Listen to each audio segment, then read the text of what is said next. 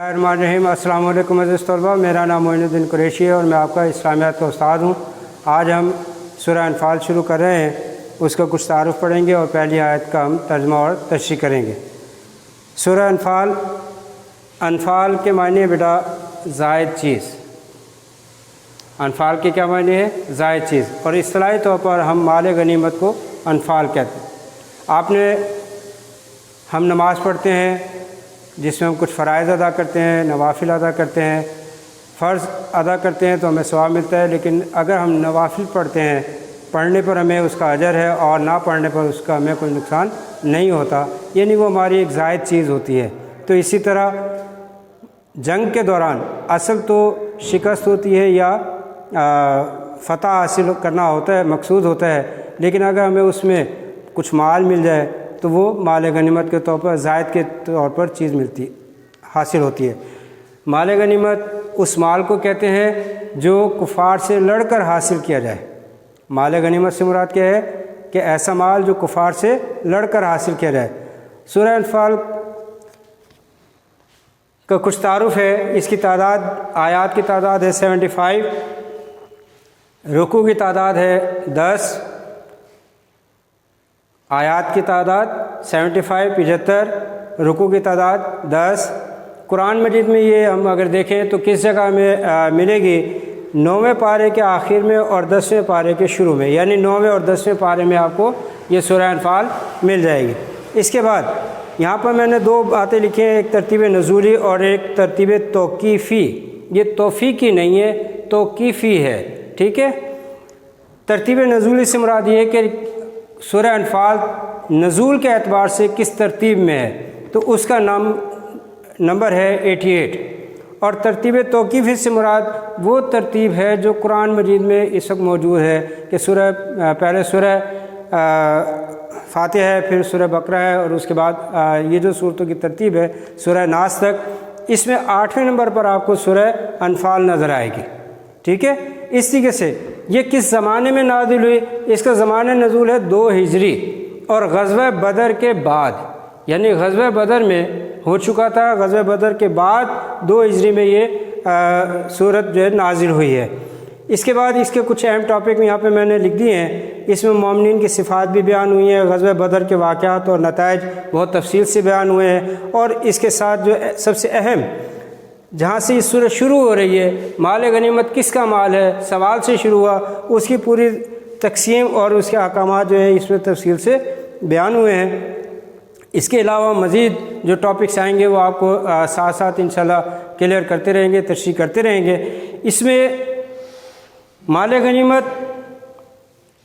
ऐसा माल जो कुफ़ार से लड़कर हासिल हो, यानी लड़ाई हो चुकी है, लड़ाई होने के बाद जो माल गनीमत आया तो उसके बारे में सवाल किया गया। सवाल पैदा हुआ कि इसका हकदार कौन है, इसका असल मालिक कौन है, क्योंकि पहले जो लड़ाइयाँ होती थी इस्लाम आने से पहले, तो जो माल मिलता था, जितना जो ताकतवर होता, जिस तरह जिसके हाथ जो सामान लगता वो उठा कर ले जाता। लेकिन क्योंकि ग़ज़वा बदर इस्लाम आने के बाद पहला मार्का है, पहली जंग है, तो अब यहाँ पर माल गनीमत जो हासिल हुआ तो सवाल पैदा हुआ कि ये माल गनीमत किसका हक है, यानी इसका कौन हकदार होंगे।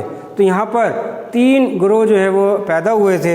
इसमें एक ग्रोह वो था जो मैदान जंग में लड़ रहा था, वो इस बात का ख्याल कर रहा था कि सबसे पहले हम इसके हकदार हैं। दूसरा वो ग्रोह था जो हुज़ूर अकरम सल्लल्लाहु अलैहि वसल्लम की हिफाजत में मामूर था, वो भी अहम काम था, वो समझ रहा था कि हम इसके ज़्यादा हकदार हैं। और तीसरा वो ग्रोह था जो कुफ़ार को भागते हुए को पकड़ रहा था, उन्हें कैद कर रहा था। तो तीनों अहम काम करने वाले ये समझ रहे थे कि हमारा जो है इस माल पर ज़्यादा हक़ है। लेकिन जब ये माल पर आ गया तो सबसे पहले फिर आप देख रहे होंगे सूरत का जो इब्तिदा है यहीं से ही हो रही है कि बिस्मिल्लाहिर्रहमानिर्रहीम।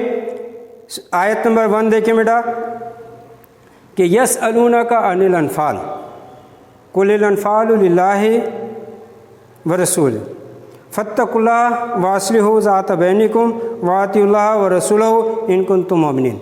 अब देखें यसअलूना, ये जो लफ्ज़ है ये सवाल करने के बारे में है, दरियाफ्त करने के बारे में है, पूछने के बारे में, यानी क्वेश्चनिंग की जा रही है یسألونکا کہ وہ لوگ یعنی مجاہد لوگ آپ سے سوال کر رہے ہیں، آپ سے دریافت کر رہے ہیں، پوچھ رہے ہیں عن الانفال مال غنیمت کے بارے میں کہ یہ کس کا مال ہے، اس کا حقدار کون ہے۔ تو اس کا جواب آپ صلی اللہ علیہ وسلم نے بتا دیا قرآن مجید میں کہ قل الانفال للہ ورسولہ، کہ کہہ دیجئے کہ انفال یعنی مال غنیمت اللہ اور اس کے رسول کا مال ہے۔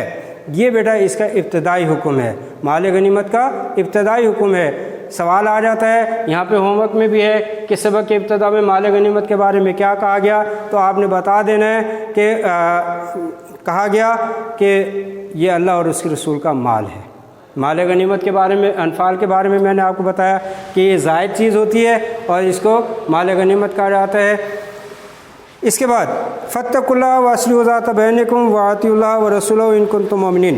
فاتقوا اللہ، بس اللہ سے ڈرو، واصلحوا ذات بینکم، اور آپس میں صلح رکھو، آپس کے تعلقات اچھے رکھو، صلح رکھو، واطیعوا اللہ ورسولہ، اور اللہ اور اس کے رسول کی اطاعت کرو، ان کنتم مؤمنین، اگر تم ایمان والے ہو۔